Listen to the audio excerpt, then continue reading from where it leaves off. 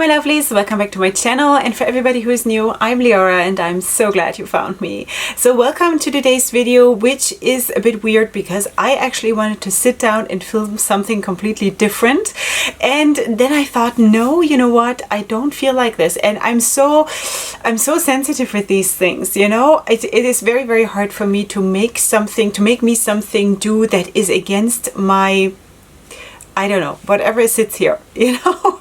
So anyway, so I wanted to talk about different palettes for different reasons, and then I thought, no, I want to talk about something else, and that is actually a post that I again saw on the Instagram of Doll Hospital Cosmetics. And usually when I'm doing lifestyle chatty videos like this, I love to go to that Instagram account because I find it so super inspiring. So I'm going to have that linked in the description box down below. Feel free to check that out, because when it comes to mental health and to anyway, like not even only mental health, but also like in general life questions and the things, how I can see things, you know, how I can judge things, stuff like that, I love to go to that account, because that brand, and I've said that before, sorry for repeating myself, but there are new people here. So Doll Hospital Cosmetics stands for destigmatizing mental health issues, and I am in such big support for that. Okay, so sweeties, the post that I want to talk about today is actually this one. I'm going to pop it up right here, and I'm going to move here so I can put it up big, and that is, you did not go through all of that for nothing. And when I saw that, I was like, yes. You know, and it's not like this is a new concept, but sometimes you have to be like, your nose has to be pushed onto that thing that you already knew in order for you to realize it again. You know, does that happen to you too? To me, it happens all the time. It happens even like with simple things. For example, when I'm talking to one of my besties and I say, whoa, I really don't know what kind of wrapping tutorial I should do. Like what else can I come up with, you know? And then they say, well, go to other tutorials that are online already and just make your own version of that. What's wrong with that, you know? And I'm like, right, I do not always have to like dig into my own creativity to actually create something, right? So that is just like an example that is not threatening, you know, but of course it's not threatening anyway. Anyway, there are of course examples in life where we are struggling much more, and it goes much deeper than a wrapping tutorial, or I don't know, what should I cook tonight, or something like this, right? So anyway, what I wanted to talk to you about is actually, I have a few points in my life where I think exactly that, where I think I did not go through all of this for nothing, but it took some time to get there, to be even at the stage where I can think that, because before that, what is behind this statement is, why me? Isn't it? Right? Doesn't it all boil down to the whole fact of why me? This is how it started for me, at least. And for me, I want to maybe give you two examples, okay? Because that is also nothing new to my channel, and maybe it's going to be helpful for someone out there. Okay, so one thing was, of course, my infertility, because just to give you like a little summary of this whole issue, I never knew that I was infertile. At least this is the judgment I got from a doctor about 1 year into our marriage. He said, you will never have children if you do not go and have like really big time treatments done. So that was, I remember that day. I remember that day like it was today. I was sitting there in this office, and I was trying to, after he had told me this, and I was alone, I was trying to keep it together, and then I went outside of the building. I stood at the side of the road, and then I called my husband to pick me up, because back then we only had like one car and whatever. So that and then he took me home, because I said I cannot go back to work, you know. It was in the middle of the day. Back then I worked in an office, and I said I cannot, because I'm such a mess, and I cried for a whole day. I cried for a whole day, because when I married my husband is 21 years older than I am, and I wanted to give him children. You know, he was already 46 years old when we got married, and I was like, how can we now spend years and years and years of trying to have children? we don't have that time, and forget the financial side. Yeah, like really, So I felt the guilt, I felt the failure, I felt me being not enough again. Like for the millionth time in my life, I felt like, wow, Leorah is again not enough, not measuring up, not even being able to do the most normal thing that every woman should be doing, right? So at least this is how it is portrayed, that it is really such a miracle to get pregnant and for the pregnancy to hold till the end and for the child to be completely healthy and all of these things. It is a miracle. It is an absolute miracle when you think about all those cells splitting and every cell knowing exactly where to go and settling in that place where it has to be in order to take up the function that it is supposed to be taken up at some point, It is a mind-boggling miracle. But still, everybody thinks like, okay, so I'm going to get married and then 2 years later I'm going to get pregnant and, this is how a lot of people think. And for me, this whole bubble burst like in that second, So anyway, and this first thing was, why me? I'm coming from a extremely fertile family, with the exception of my sister, but also she had eventually 2 children without any interference, without any treatments. So I'm the youngest child in my family, and I was the one who got hit like this, And yes, now I have 7 children, I know. But that was, of course, all with very, very, very invasive treatments. Just not the last one. The last one was actually natural, and that was also like, I couldn't believe it. Like till today, I can't believe it. So anyway, but I was thinking, why me? Why do I have to fail again? Why is that it hits me like this, And why do I have to care so much? I could just as well like say, okay, so whatever. So we're going to be that kind of a couple that maybe gets themselves a dog and goes to travel a lot instead, Like, kids cost a lot of money if you want to, like, So maybe we can just use the money for ourselves. But I felt already back then that was one of my, I don't know, this was my destination. I knew that this is what my purpose was for that stage of my life, to bring in life like that. So for me, that there was this huge hurdle to overcome. It was a very, very big deal. And again, I was asking myself every single day, why me? Why? Just why? Like, not even why me, just why? Why does it have to be hard? What is wrong with me? And and now when I look back, and already a couple of years into the fertility treatments, I started to realize, and it was painful, but I started to realize I'm not here for no reason. There is a reason why I am going through this and why I have these experiences and why I can also start to open up about them.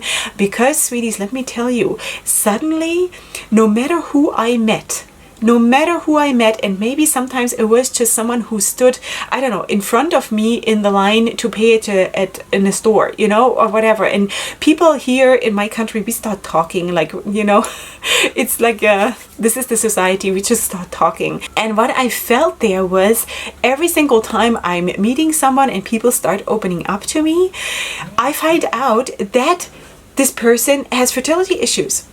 This person has fertility issues, and there was not a single person that I met who didn't have. And it came in so handy, sounds a bit, it makes it too small. It was such a blessing to be able to say, listen, I've been through this. I've done it a couple of times. I know what you feel. I know what you're going through. I know what your struggles are, This is why I had to go through this, because everything else doesn't make sense. I had people telling me honestly in the beginning that I should look into my soul and I should like do some soul searching and look what's wrong with me. And sweeties, don't ever say something like this to a person who is already like on the ground and struggling to breathe. Don't bash a person like this. You mean well. Probably you mean well. I'm sure there are a few people who also don't mean well and just like to kick you when you're on the floor.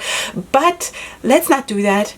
maybe you can do that later, when the pain has subsided a little bit, but don't kick a person that is already on the floor, seriously, because for that person, it feels like you're just stomping all over him or her, So anyway, soul searching is good in any case, in any time of your life, in any stage, whatever. It's always good to just reflect and see, am I doing okay, in whatever you're soul searching for.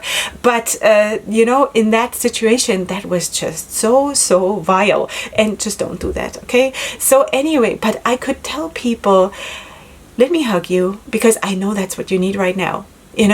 So, and that led to so many amazing experiences with those people, and that you can cry together, and you can comfort each other, and you can share experiences, and you can encourage each other, and that is the beautiful thing. While yes, in the moment you have this struggle and you don't know why, it hurts and you feel horrible. Most probably you feel horrible because not everybody is immediately at that point where you can just accept it, to have this acceptance and to know that, okay, so this is what I'm doing now, and to just go with it and trust that it's going to be okay. Or if it's not going to be okay, that it's still okay, because not everybody in our everything in our life has to be okay. That's just not reality. So that is the one thing. And then the other thing, obviously, is also my whole weight loss struggle. Because as long as I remember, my whole life, I was dealing with weight issues. I was already the fat child in the kindergarten. I was born small, and then everybody just started feeding me. Feed the child so she gets somewhere, so she grows, so we don't have to worry about her anymore. And that was a thing that just sort of grew in me, that I sort of pacify people in me eating. In me eating, people relax that I'm going to be okay, which is crazy. It's crazy, in a certain way it's crazy. But anyway, I don't want to blame my parents, because it was rough times, and my parents were they were struggling financially, let's put it that way. And I'm sure that they were worried that I need some special foods or something, and will have special needs, and they won't be able to afford it, So I don't want to blame them, but I know now that I wouldn't want to put that on my children. I know some of my kids have weight issues too, I just see, like, when I look at my kids, I see in a lot of ways like I'm looking into a mirror, and it's like stuff repeating itself, and that also in itself is very painful when I see the same things that I struggled through and I had to overcome, and now the next generation has to do it too. But I also realized that, this is also normal. We cannot protect everybody from everything. Also, people have to be able to get to the point where they can make wholeheartedly their own decision, and that is where I had to get to in my weight loss, because I did so many diets for so many years in my life. I want to say like for 20 years, since like when I was teenager till about my mid-30s. I did diets here and there, and I managed to lose weight, but it was not this wholehearted decision where I say it's now or never. It's like either we do it now the real way, or I just give up and I'm just going to be whatever I'm going to be, whatever, So I feel eating has never been good for me. Never. Because I always abused it. And it's not the food's fault. It is what I did. I abused it. I used it as a friend, as a comfort, as an escape, as who knows what, And then when I went from being super overweight to being super underweight, and really realized, wow, I actually have a sickness going on. This is a mental illness that actually it can only be handled on that level before it can actually affect my body, that I can recover from being anorexic. So and when I was in the middle of this, I was using food as an enemy. So it either was my best friend or it was my enemy, but it was never just food. And I was always struggling, and I was asking myself, why? Why am I the only person in my family who is overweight?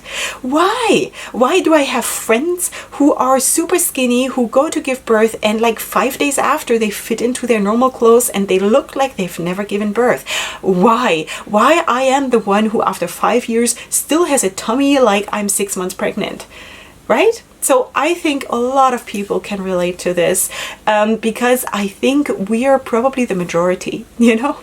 So, and again here, it is that I can now say, when I'm looking back, that it was hard to go through this, to be very, very obese, severely obese, and then also bulimic and anorexic.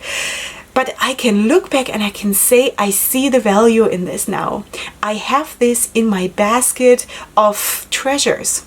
And I can put this into, like, I can turn it into something positive for me that I can use to help other people, to now stand or sit in front of you, or to sometimes also sit in front of other people, like in my real life, day-to-day life, and tell people how I did it, how I got out of it, how to have the discipline without going crazy, you know, all of these things. So that is a good thing, because also bad things in our life that we conceive, or no, perceive, I think, perceive is the right word, perceive in our lives as bad things happening to us, this can also be a preparation where we can be used for something good later. Because sometimes we want to do something good, but it's just not the time yet. We don't have the tools yet. We are not there yet. It's not the time, you know? And also, like, we need a certain amount and wealth of experience in order to be believable. So, you know, when I sit here, for example, as a, I don't know, let's say 15, 16-year-old, and tell you about all this amazing makeup that is so good for women for age 60 plus, would not be believable.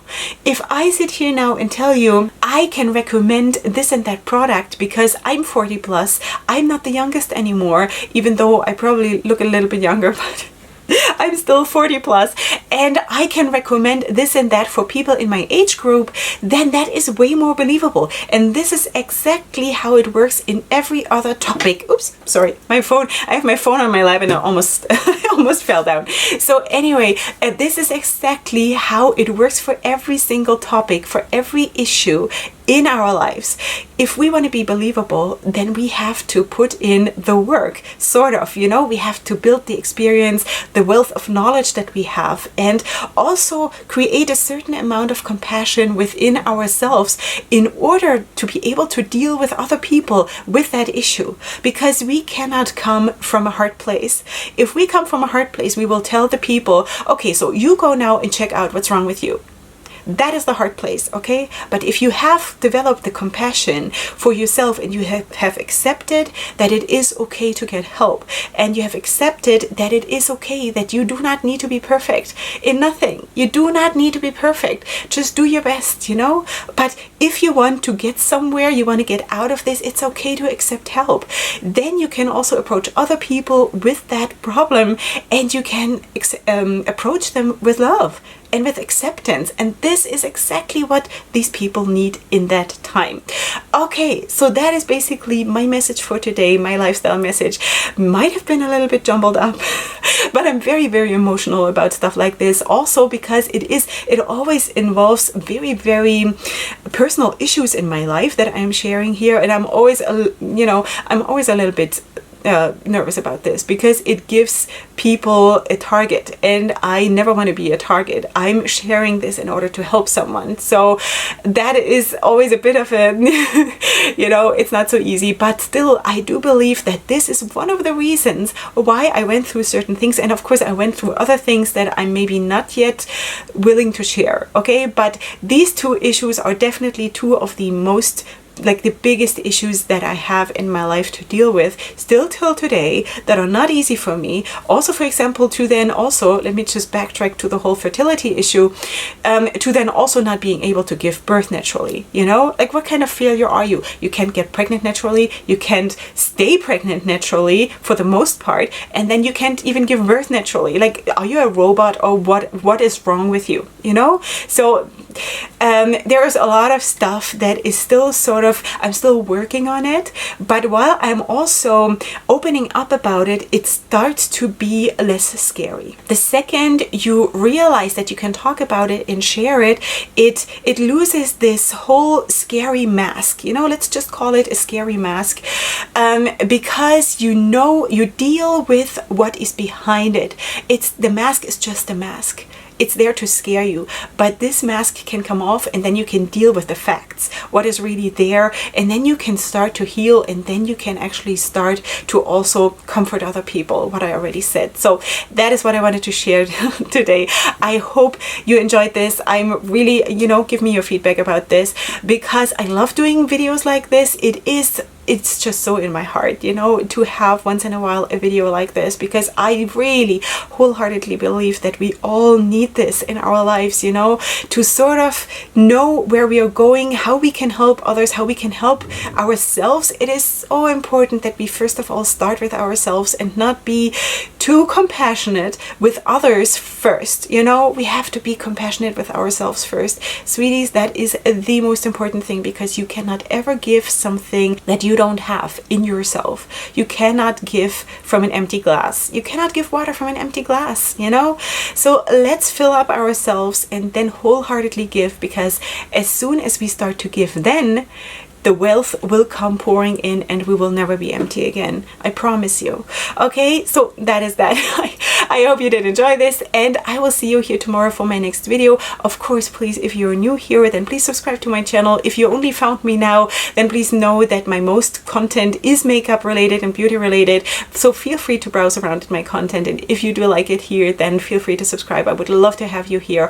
And besides that, I wish you an awesome day and sending all my hugs and blessings to you. So up until next time, definitely go ahead and sparkle. Hugs and kisses. Bye.